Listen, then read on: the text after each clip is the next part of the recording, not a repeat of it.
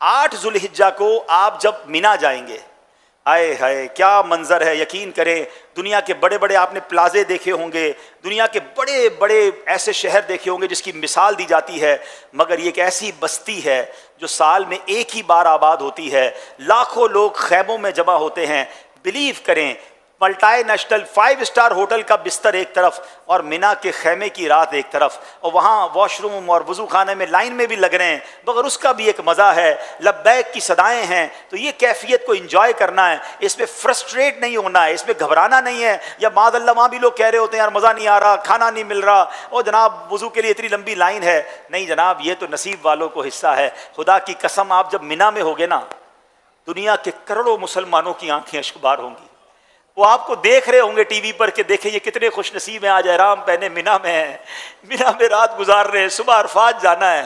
اور یا اپنے گھروں کے بستر پر آرام دہ کمروں میں بھی وہ تڑپ رہے ہوں گے کہ کاش ہم بھی ان کے ساتھ مینا میں ہوتے۔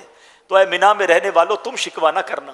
تم لڑائی نہ کرنا۔ ہاں یہ پرابلم ہے، جیسے ہی مینا میں جاتے تو خیموں میں لڑائیاں شروع ہو جاتی ہیں کہ حضرت ہمارا یہ بستر تھا تو یہ میری جگہ تھی، کسی سے نہیں لڑنا ہے، میں لڑنے گیا ہی نہیں ہوں، میں تو معافی مانگنے گیا ہوں،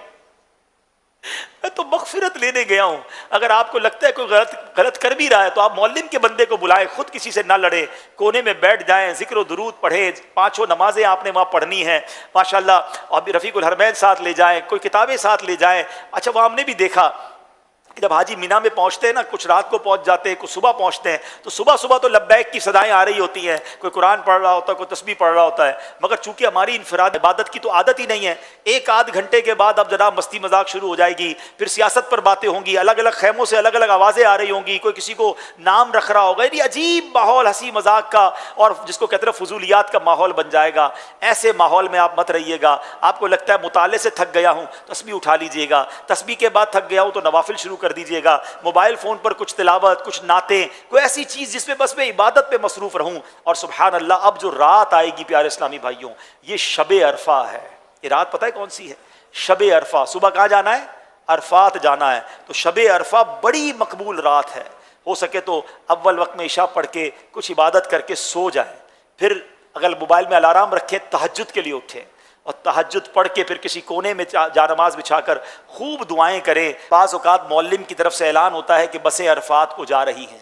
وہاں میں مشورہ دوں گا کہ جو مینا میں رات ہے نا، یہ گزارنا سنت مؤکدہ ہے،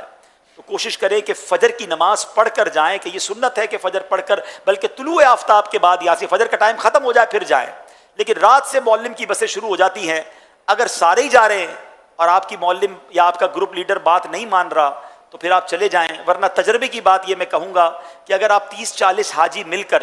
آپ اپنے گروپ لیڈر کو یا معلم کو کہیں کہ ہم نہیں جائیں گے،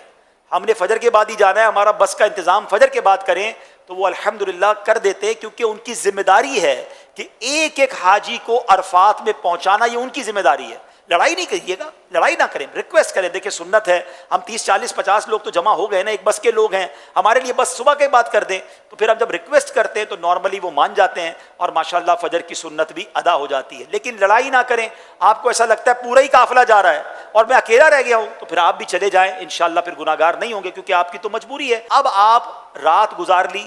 فجر ہو گئی، بہتر یہ ہے کہ کتابوں میں لکھا کہ مسجد خیف کے سامنے جو کوہ سبیرہ ہے، سورج جب اس پر چمکے، یعنی فجر کا وقت ختم ہو جائے، سورج اوپر آ جائے، اب عرفات کو چلے، اور سبحان اللہ